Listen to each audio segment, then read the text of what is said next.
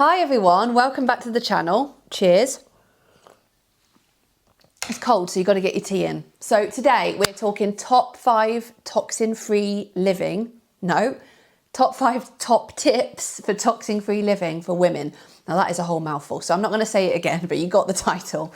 So I'm just going to go straight into it. I did a video recently, a little bit more in depth about a lot of things, and I'm trying to start honing in. So there's going to be a series of videos about living toxic free and things that are toxic in our lives. And this is a really great topic because it's really simple things that you can immediately change and can actually make such a difference on your health. So it's like a no-brainer for me. And they're also things that people don't think about a lot of the time, that really not things that people think every day could be causing them ill health and hormone and womb issues. This is what we kind of specialize in here on the channel, what I love to talk about. So number 1 is a real obvious one, but one that most people do not think about, and it's water. We are water. We're like 80% water, and the water we drink is so important. And if I said to someone, what's the toxic in your life? Most people would not mention water because you just think, well, water's got nothing in it. I'm not drinking squash or like beer or something. It's fine, right? Wrong, okay? So let's get rid of tap water. That's the first thing. Get rid of that. Stop drinking that. Don't even cook in it if you can help it. It is full of stuff. You think it looks clear, it comes out the tap. But as soon as you start drinking something else, you're going to take a whiff of that tap water and you're not going to want to go anywhere near it. You can smell the chemicals in it that are used to clean it. Obviously, it's a practical solution.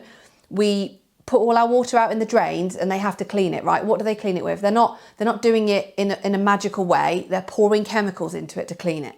So those chemicals plus fluoride that's openly admitted to be added to water to help with our teeth health, that calcifies your pineal gland. Again, mega disruptor of hormones and all things good health. So we don't want that in our water. You don't actually want it in your toothpaste either. Now, I've argued with dentists about this because they're obviously, learning, surrounded by the pharma industry in the medical world, and everybody talks about fluoride being essential, but we have moved so far away from bad self-care of teeth nowadays. Like, people are brushing their teeth.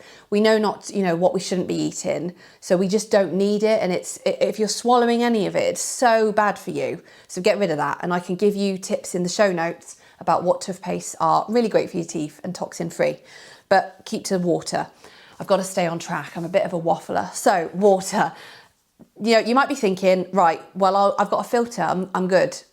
Sorry, wrong again. If you're using a shop bought filter, it's really not doing very much at all. So it's not going to remove fluoride and it's not going to remove most of the chemicals. So a lot of people ended up worrying about bacteria and stuff, but that really is the least of your worries in water, is bacteria. So another one that cannot be removed from water very easily at all is hormones. Think about 50% of the population are women, and a lot of those women are taking hormones. They're taking the pill or HRT, some form of hormones, or the coil. Where does that go? It doesn't just disappear. We don't absorb it all, we wee it out, right? And then it goes into the water, which is then cleaned, but you can't get rid of that. So you're essentially drinking the pill. So it's not good. So just leave the tap water one side, leave the filter, get rid of that filter, don't waste your money on that. And we'll talk about some other options for that. So you might be thinking, well, I actually drink plastic bottled spring water. But again, I'm really sorry. That is wonderful because it's spring water, but it's in plastic. Plastic is like #1 endocrine disruptor. Like, we've got microplastics in our environment everywhere now. And as well as being absolutely crap for the environment, we recycle them. A load of it goes into the sea, but you also ingest that. So you don't actually know how long that bottle of water has been sat there. It could have been bottled like years ago or a year ago, and then it's been sat in the heat, all that plastic seeping into it. So any sort of plastic bottles, ditch it. I drink out of a glass bottle and I really can tell the difference with the water. So now we've talked about what not to drink, let's talk about what we can do. So I think the top option, if you can, is get hold of spring water yourself. Tap water is a no-no. We're really lucky to have this beautiful spring, actually called Mulgenia, literally about 15 minutes from where we live. Amazing, there's a few springs here. But spring water is one of the main waters I would suggest especially if you live in the UK, there's literally no excuse because it's raining all the time, so there must be springs everywhere. But this used to be a really ancient thing that people did. There used to actually be women, Celtic women, protecting the springs. So yeah, it takes you right back to the beginning of everything and how we would have used to collect the water. So my very glamorous assistant here is handing this in. So this is spring water from Malvern. We live near the Malvern Hills. We're so lucky. We literally go and bottle this up in glass bottles. We've got a big glass canister. No, that's not the right. That's the Candida cream. Anyway, it's a big what do you call it? Kilner jar that's got a tap on it that we keep on at the top of our worktop to give us this water. And I feel like that's just changed everything for me. And now I cannot drink any other water. So it's really, really good. So if you can get spring water, try and get to your local spring because you can take loads of containers. Obviously, try not to use plastic to contain it, but we've got a couple of plastic bottles and we just immediately distribute it to glass things when we get home. So you can also use reverse osmosis. That's another option. You can research this, but they say that reverse osmosis, obviously natural spring water is the best, or Kanging water. You can look that up. These machines are expensive. The reverse osmosis not so much, but you can look up Kanging water. It's expensive, but it's one that you're going to keep forever. It's like a once purchase, so it's really good.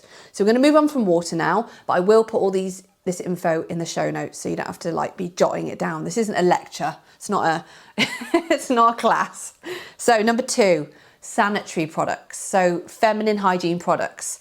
So what are we using when we're on our period? So if you're still having cycles, thinking about this is an absolute must to get rid of toxins. So the number 1 used product, I'm sad to say, is bleached tampons. And that is, I'm going to say this a lot, but that's an absolute no. Get rid of those, chuck those away. Do not put one more of those up in your yoni. It is awful. So those are bleached with chemicals, and then those chemicals are sat inside of you in the most absorptive, is that even a word? Place in your body, and you're leaching that into your body. So we've got to think about tampons. I know a lot of people use them.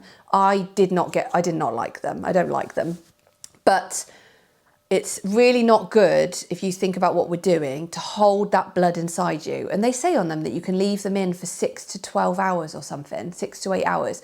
Think about blood. If you had a wound, would you want for 6 to 8 hours that blood that's coming out of that wound sat on your raw open skin? You wouldn't. You'd want it cleaned.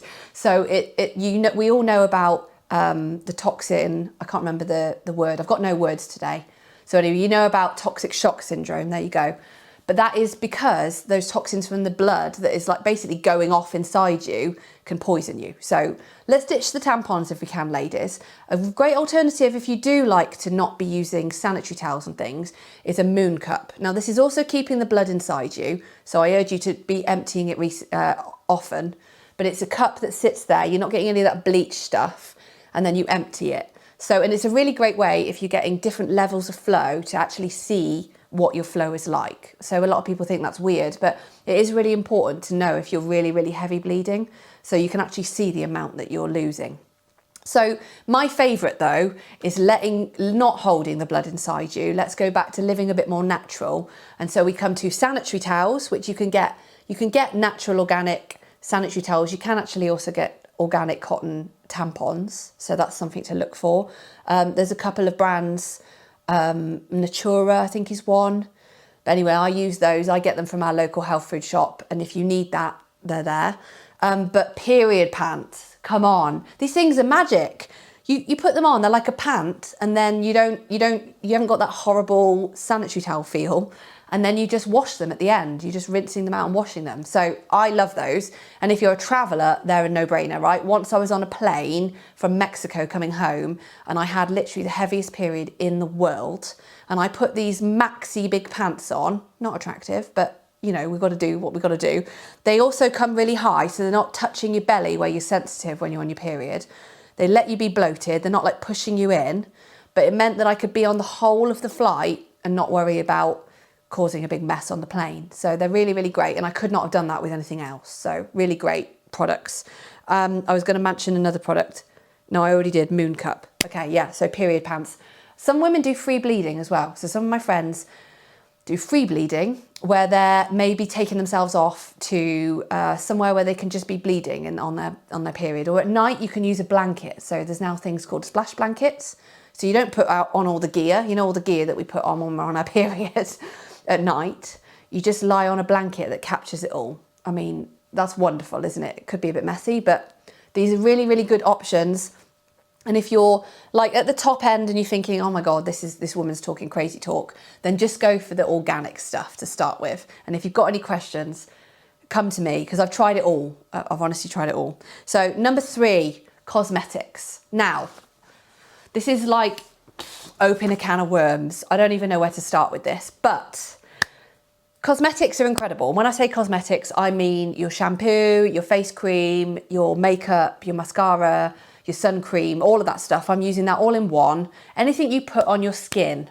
Now our skin is our biggest organ, right? And that is absorbing everything we put on it. So anything you put on your skin goes into your bloodstream. And a lot, if not most, of products, even the best ones, especially the best ones, all those famous brands that all the celebrities are advertising, like, you know, makes your skin look flawless, you know, L'Oreal and all those, you know, main brand ones, they are full of things that are filling you with toxins, basically. Phthalates, parabens, all of that, like things that block your pores, things that you're absorbing that are causing disruption to your endocrine system, your hormone system. So I would say for ladies, if you're using a lot of products, the number one thing you can do to improve your health is really start to look at the ingredients. If they do not say that they're toxin free, then they are not toxin free, because most of the industry doesn't care about this. That's not on their radar. But the good news is there's an absolute ton of incredible products. Yeah. Now I know a lot of people think, when they think about skincare, they will say, you have to have really good products, and they'll recommend, I've been recommended a load of great products to, like, you know, look after your skin, make sure you're not aging, look after it from the sun, all this stuff. But they forget that you're absorbing that, and all of those chemicals that are doing those things are going into your bloodstream and poisoning you. So I don't want to scare you, but really this is a big deal. So I'm going to put in the show notes some really great products. So I'm just going to quickly mention a couple. So for face creams and makeup, Inika are amazing. They're vegan. They don't test on animals, because that's another thing. If you're using all the main brands, a lot of them are testing on animals, which is horrific. I mean, like monkeys and your pet dog, putting it in their eyes and seeing if it hurts them and testing it. It's disgusting. It's so archaic and it's still going on. And a lot of those brands openly would admit that they do that. They think that it's a must, and it's not. So Inika is a great brand. There's one called La Vera.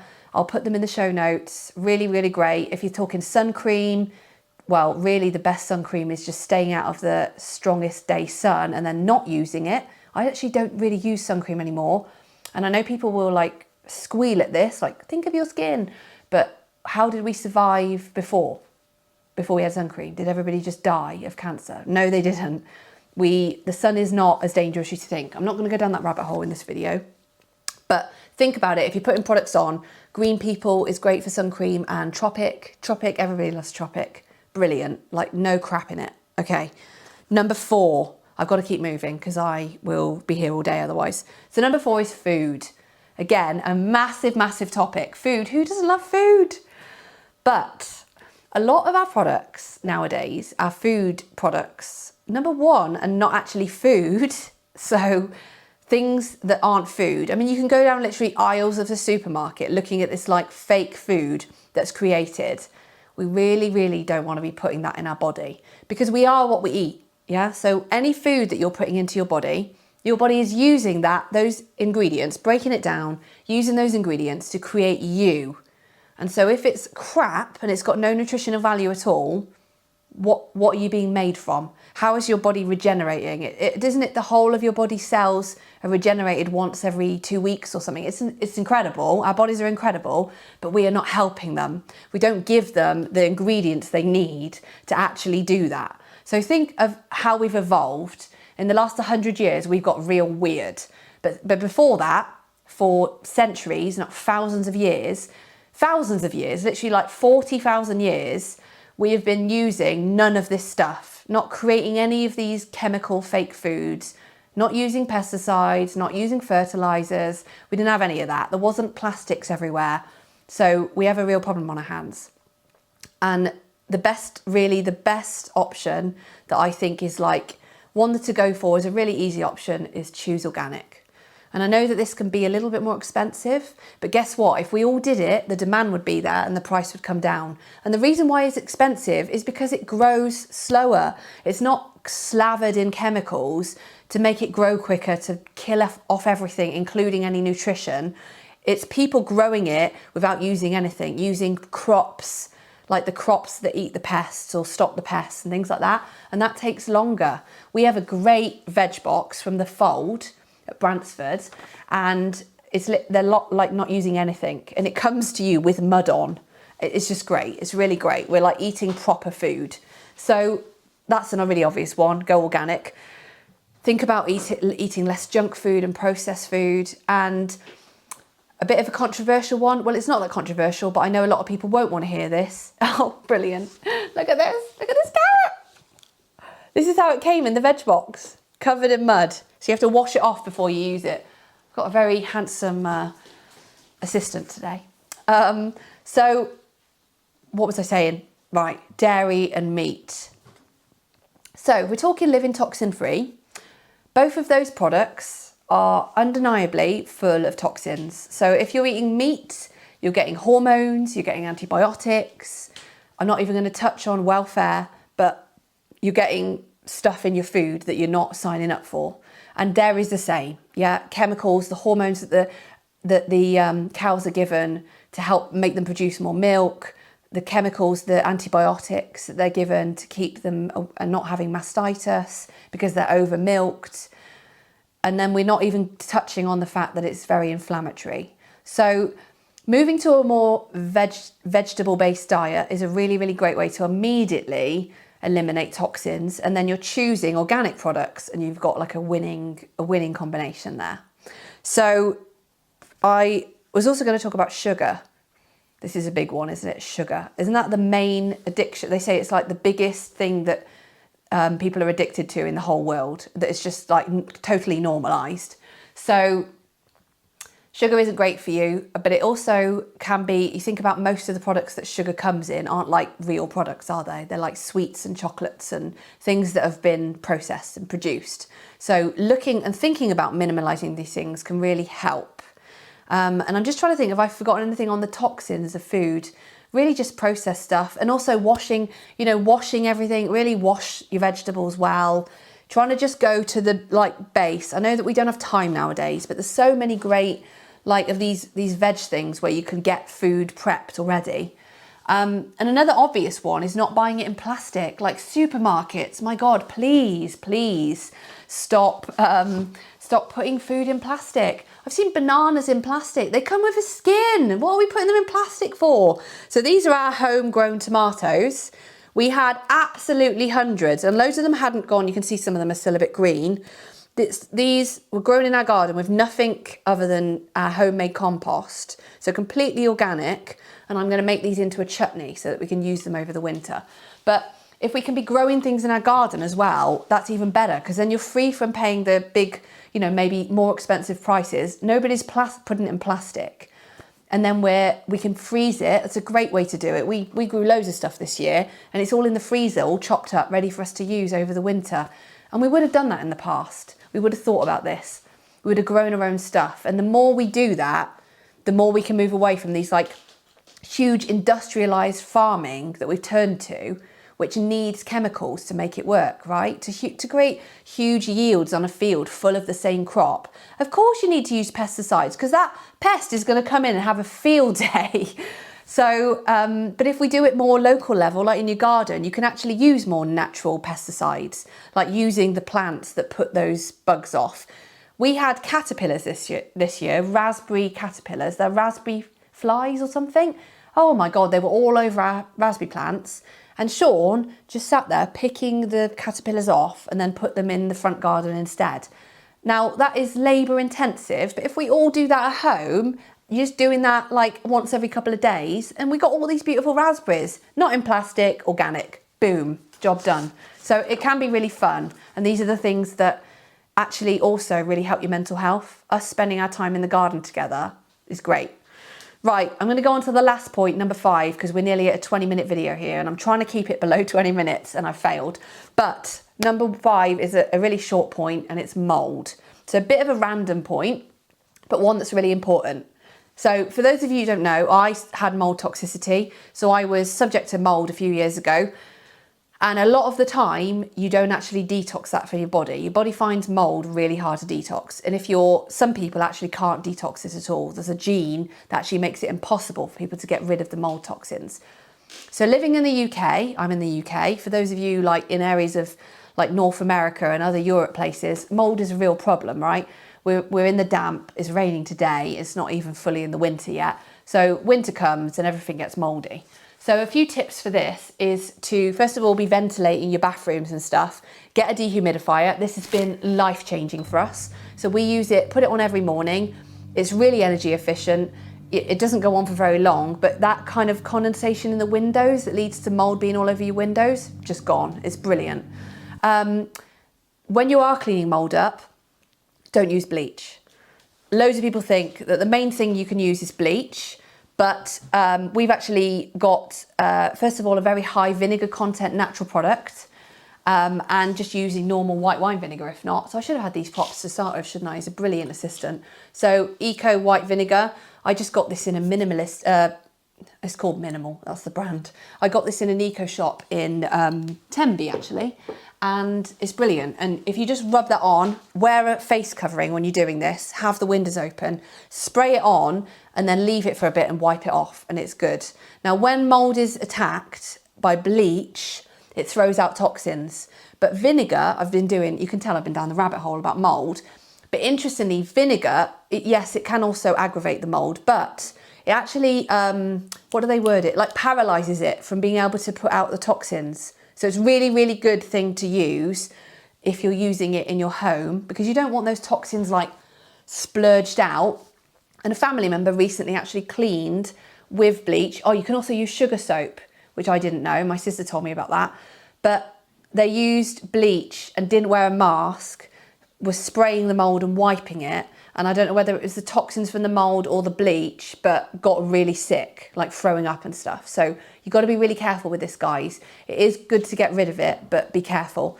And washing machines, they're like a hive for mould. So open your washing machine when you finish, or every use, and use, this is a mega tip for you, right? This is like gold.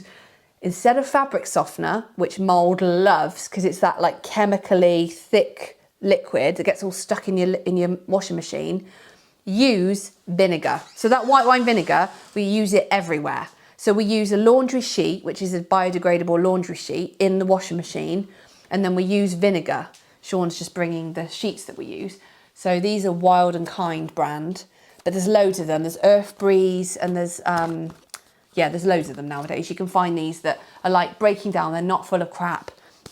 What's that amazing brand that I was using before? Small. They actually send them to your house, and they'll refill your laundry. If you want the liquid, you get like a thing, and they just send refillable ones. So there are loads of really good stuff. And again, not using the Toxin fairy and all that stuff. Don't use that. You're not then getting the toxins all on you, because think about it, you put it on your clothes and then you put your clothes on your body, and then you're filling your body, putting toxins on your body. So it's like win-win. But yeah, not using fabric softener, and the vinegar in the fabric softener drawer means that every cycle your washing machine is being mould cleansed. And honestly, I swear by it. I used to have to clean our washing machine every 2 or 3 weeks because it would get mouldy. I stopped using fabric softener and started using vinegar, and I don't have to do it ever now. And I've noticed the difference with me. Our clothes smell like, you know, that musty feeling, especially in the winter when they're not drying quick enough. You get none of that if you use vinegar. It's really good. So it's all that like lingering bacteria in our washing machines gone. But yeah, mould in the home is a serious thing. So again, if you've got any questions, I was really ill with mold toxicity as part of my chronic illness. And I went, we went fully down the rabbit hole, had testers and spoke to people that do this as a profession. So I could write a book on it now. But if you do want to read a book about toxicity, my favourite book on this is Toxic by Neil Nathan. And my assistant's actually just gone to get it. It's on the top shelf in there. And it's a really good book.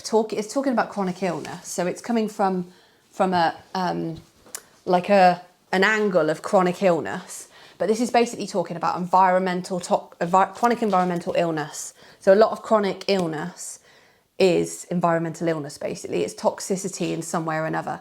So for me, it was mold and breast implants, having plastic directly inside my body, leaching. I mean, what on earth? So I got rid of those and I got 50% better immediately. So thumbs up, and I detoxed from mold. So these are all really important things to think about. So I really hope you enjoy this video. I know it's a lot to take in, but I'm so passionate about this because it's literally stuff you can think about, switch a product, and you're literally healing your body and helping yourself. I really hope for those of you with children as well, you'll think about this, because kids can't even handle the amount of toxic load we can. And so much of kid illness could be, prevented if they weren't already overloaded with toxins and stuff. So we've got to think about this stuff, haven't we? We have to nowadays because we live in a toxic world, sadly. So I really hope you enjoyed this. Let me know what your experience of this is. Please do share your products that you use. If you're living toxic free or you're using something ace, put it in the comments. Let me know if you like the video. I really would love feedback. I'm wanting to do more and more of these as I'm getting well, and it really helps me if you tell me what you think. I'm wanting to create a community. Like, we're all really isolated. We all want to heal. We all want to be at optimal health. We all want to have, happy, healthy womb and menstrual cycles and transitions into menopause and all that kind of stuff. So I'm really that's my mission really, to help us all be as healthy as possible. So I'll see you on the next one. Have a great afternoon. See you soon.